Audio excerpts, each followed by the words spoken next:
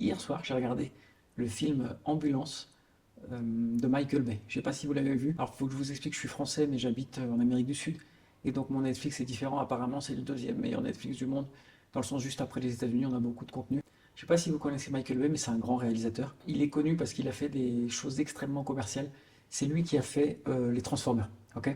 Transformers, c'était un petit jeu qu'on avait quand on était enfant. C'était des véhicules. Et ça a été un vrai film qui a été une réussite. C'était pas la plupart des adaptations avant qu'il y avait à cette époque-là, c'était vraiment très mauvais. Et Michael Bay a réussi à en faire quelque chose d'incroyable. Donc Michael Bay, c'est un grand réalisateur qu'on aime ou on n'aime pas, hein. Évidemment, c'est du cinéma américain, un gros spectacle. Mais il a fait aussi des petits films avec moins de budget, mais qui restent toujours notables. Il a fait par exemple No Pain No Gain. Si vous n'avez pas vu No Pain No Gain, il faut que vous le voyez. C'est une histoire vraie de physioculturistes, enfin de personnes qui vont à la salle de sport intensivement. Je crois que ça s'est passé en 1995, il me semble, peut-être que j'ai une bêtise, aux États-Unis.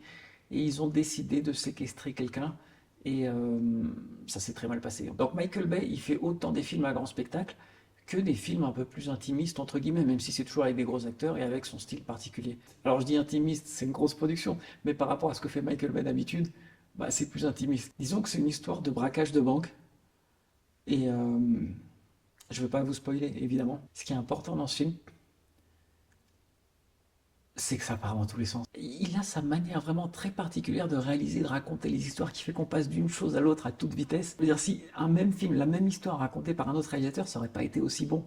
Et alors, si vous avez vu Six Underground, je crois que ça s'appelle Six Underground, ça a été le film qu'il a fait pour Netflix, la plus grosse production à l'époque. Le film a coûté 150 millions, c'était genre il y a quelques années de cela. Il y a une énorme course-poursuite, là je spoil rien parce que vous avez dû le voir, c'est un vieux film. Il y a une énorme course-poursuite qui se passe en Italie. Il renverse des gens, c'est incroyable. Cette scène, je la trouve incroyable. Parce qu'en fait, il casse les codes. Normalement, dans les poursuites des films américains, bah, ils touchent pas des civils, ils arrivent miraculeusement à s'en passer, ils passent sur le trottoir, mais au final, il se passe rien, quoi, ils sauvent. Et là, dans Six Underground, oh, ils renversent des gens au scooter, ils écrasent des gens sur le trottoir, enfin, c'est un massacre. Et cette scène de poursuite du film, je crois qu'elle dure 20 minutes au début du film, c'est incroyable. Il a repris des éléments de cette scène, qui étaient des superbes idées, sauf qu'il les développe sur presque toute la durée du film. Alors, si vous aimez l'adrénaline, si vous aimez les films d'action, si vous aimez être pris dans... Mais là, c'est un film d'action par un grand réalisateur. Il y a du hit, si vous vous souvenez de ce film entre Al Pacino et De Niro. On retrouve cette ambiance-là à un moment, vous allez la reconnaître pourquoi si vous l'avez vu. C'est du grand spectacle, mais c'est du grand spectacle de qualité. On est pris dedans, il y a des idées nouvelles. Il y a cette scène incroyable, vous allez voir avec le policier qui rentre dans la banque pendant qu'il y a le braquage.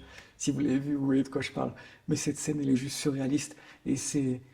Et il y a que Michael Bay qui fait des choses comme ça. J'ai été bouleversé par ce film, dans le sens... Je crois que j'ai même pleuré à la toute fin. D'ailleurs, je crois que ce film Ambulance a été tourné pendant le Covid, parce que je me souviens d'avoir lu des articles comme quoi Michael Bay profitait du fait que Los Angeles, enfin la ville, les villes soient fermées. Il profitait de tout ça pour tourner un film. Essayez de le voir, je ne sais pas sur quelle plateforme il passe en France. Peut-être que vous allez voir cette vidéo dans un an, 2 ans, il sera peut-être sur Netflix. Ce film est incroyable. Dites-moi ce que vous en avez pensé dans les commentaires.